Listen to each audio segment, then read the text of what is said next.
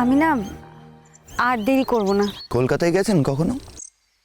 হ্যাঁ, কলকাতায় গেছি তো, বাবা নিয়ে গেছে, বাবার সাথে গেছি। ওই তো ওই জাদুঘর, তারপর চিড়িয়াখানা, বিড়লা প্ল্যানেটোরিয়াম, তারপর ন্যাশনাল লাইব্রেরি, এইসব জায়গায় গেছি তো। তারপর ওই যে গড়ের মাঠ আছে না, ওখানে বসে আমি বাবা মা কত গল্প করেছি, চীনা বাদাম খেয়েছি। বাবা আমাকে কলকাতার কত গল্প বলেছে জানেন।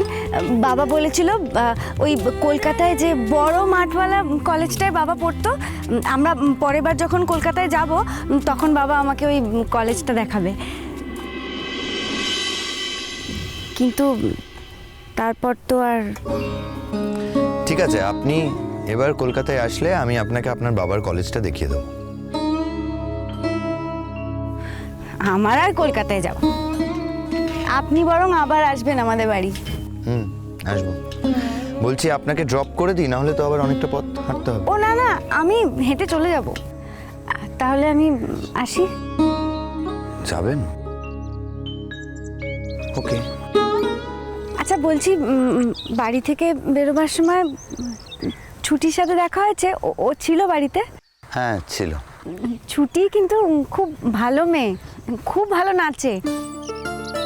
এই তো এই আমাদের এখানে ওই বড় করে রবীন্দ্র জয়ন্তী হচ্ছে, ওই তো নাচবে সব নাচগুলো। ওর তো আসলে এই গায়ে থাকারই কথা না, কি করবে, এখানে বাড়ি। কিন্তু ওর যদি কলকাতায় বিয়ে হয় তাহলে আপনার বাবার সাথে আপনার যখন শেষ দেখা হলো তখন আপনি কত বড়?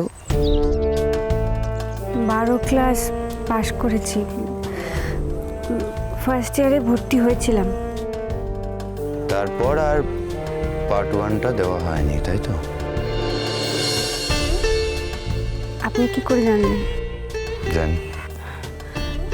মালদার কাকা বলেছে না আপনাকে? দেখুন, জীবনের তো সেই অর্থে ডিজাইন বলে কিছু হয় না, সেটাই আমাদের জীবনের সবচেয়ে বড় ক্রাইসিস।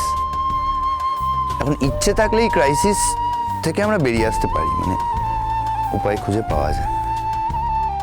এই মুহূর্তে যেমন ধরুন, আমার মনে হয় যে আপনি যদি নিজের পায়ে দাঁড়াতে পারেন তবেই আপনার এবং আপনার মায়ের একটা এই সমাজে থাকার মতো একটা সুস্থ পরিবেশ তৈরি হবে বলে আমার ধারণা।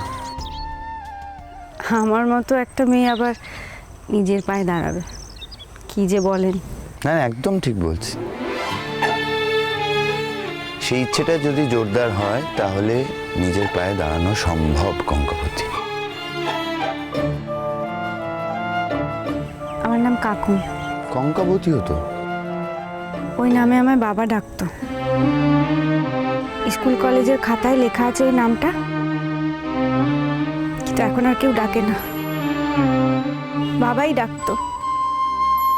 তখন তখন মাও যদি আমাকে কাকুন বলে ডাকতো, বাবা খুব রাগারাগি করতো, বলতো অত সুন্দর একটা নামকে ভেঙে চুরে এমন কেন করা।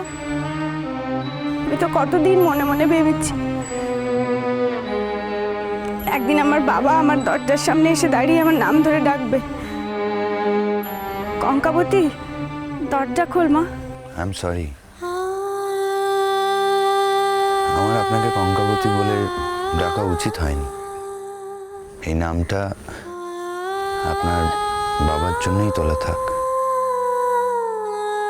কিন্তু একটা কথা বলুন, যার নাম কঙ্কাবতী তাকে কাকুন বলে ডাকা যায়?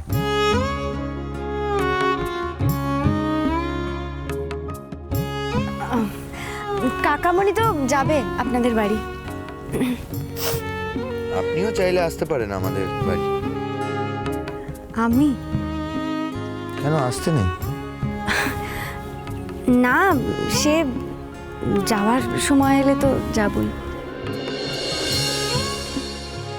ছুটির যদি ওই বাড়িতে বিয়ে হয় তাহলে কি আর না গিয়ে থাকতে পারবো?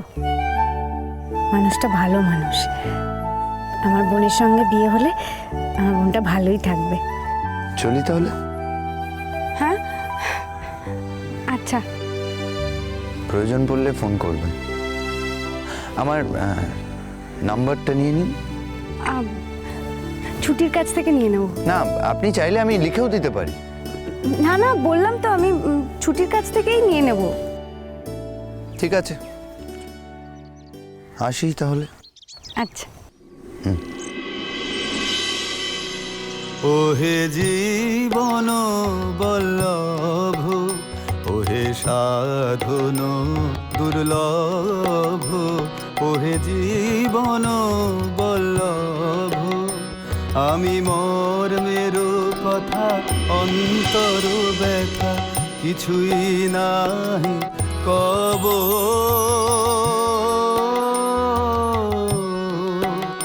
শুধু জীবন মন চরণে দিনু বুঝিয়া লহ সব,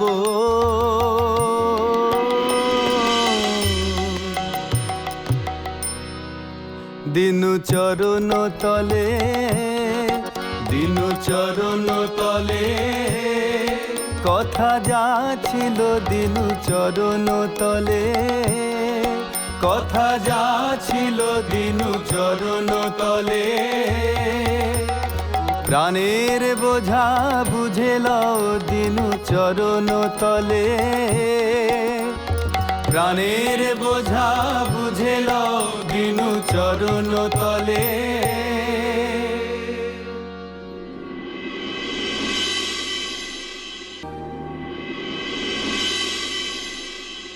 এই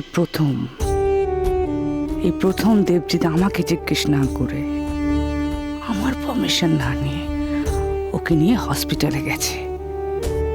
এর দাম ওকে দিতেই হবে, দিতেই হবে। একবার যদি আমি রাশ আলগা করি, তাহলে এই রাশ আমি কোনোদিন ধরতে পারবো না, কোনো দিনও না।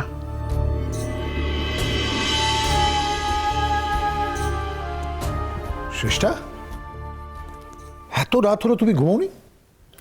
আমি ঘুমিয়ে পড়লে তোমার খুব সুবিধে হতো দেবজিৎ। শ্রেষ্ঠা, কথা কেন বলছো? কথা কোনো মানে হয় না। না, কথাটা কি খুব অপ্রাসঙ্গিক? খুব। ও সি, তুমি ওই যে আমি গাড়ি চালিয়ে গেলাম সেটা নিয়ে তুমি বলছো। তখন সাজি এইভাবে গো ধরলো, আমার কাছে কোনো উপায় ছিল না। ও ট্যাক্সি করে যেত। এই বাড়ির মেয়ে, আমার মেয়ে, এই বংশের কোনো মান। Please try and understand. না, এক্সপ্লেন করছো কেন? দরকার নেই তো।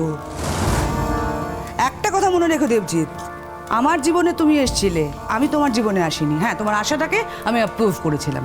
সেটা যদি আমার দোষ হয়, এতদিন পরে এই কথার কোনো মানে হয়? অফকোর্স মানে হয়। এতদিন পরে এই সংসারে আমার জায়গাটা কোথায় সেটা আমার জানা দরকার। এই সামান্য ব্যাপারে আমাকে মিসআন্ডারস্ট্যান্ড করো না। আমার কাছে কোনো উপায় ছিল না বলেই আমি গেছিলাম, দ্যাটস অল। একটা কথা বলো তো, এই সংসারে আমার জায়গাটা কোথায়? র্যাশনালি ভেবে বলো। র্যাশনালি আমার ভেবে কিছু বলার নেই। এই সংসারটা তোমার, আমার দায়িত্ব, আমার সংসারের দায়িত্ব আমি তোমার হাতে দিয়েছি। চাবিকাঠি ওই একজনের হাতে। না না না, আমি মানতে রাজি নই। তুমি ভুল বলছো। আলবাত ঠিক বলছি। আমার ছেলে মেয়ের উপর আমার কোনো কন্ট্রোল নেই। এখন যদি তোমাকেও কন্ট্রোল করে, তাহলে তো এই বাড়িতে থাকার আমার কোনো মানেই হয় না। আর তুমি খুব ভালো করে জানো, থাকা খাওয়া কিংবা মাথার ছাদের জন্য আমি কারোর উপর ডিপেন্ড করি না। শ্রেষ্ঠা শোনো। ছাড়ো। শ্রেষ্ঠা, আমি খুব স্পষ্ট আর পরিষ্কার উত্তর চাই দেবজিৎ। বলো বলো কি জানতে চাও? পরিষ্কার করে জিজ্ঞেস করো, আমি আমি আমি তোমাকে উত্তর দিচ্ছি। এই অসম্মানটা আমি নিতেই পারছি না। সব সময় আমাকে শুনতে হয় আমি নাকি ওর সংসার ভেঙে দিয়েছি। আমার ছোট ছোট ছেলে মেয়ের সামনে এই কথা শুনতে শুনতে আমি। তুমি তো নিজে বলেছো ওর কথা ইগনোর করতে। সে তো আমরা ইগনোর করেছি, আমার ছেলে মেয়ে তো করেনি। আমার কনভেন্টে পড়া ছেলে মেয়ে ওর সঙ্গে পূর্ণি পুকুর ব্রত পালন করছে। কেউ আর করবে না। কিসের জোরে বলছো আর করবে না? যখন একদম ছোট ছিল তখনই আটকানো যায়নি, এখন কি করে আটকাবো? আর বললাম তো, আর হবে না। এই অধ্যায়টা আমার জীবন থেকে চিরকালের জন্য শেষ হয়ে যাবে। হেয়ালি করো না তো, আমার হেয়ালি ভালো লাগছে না।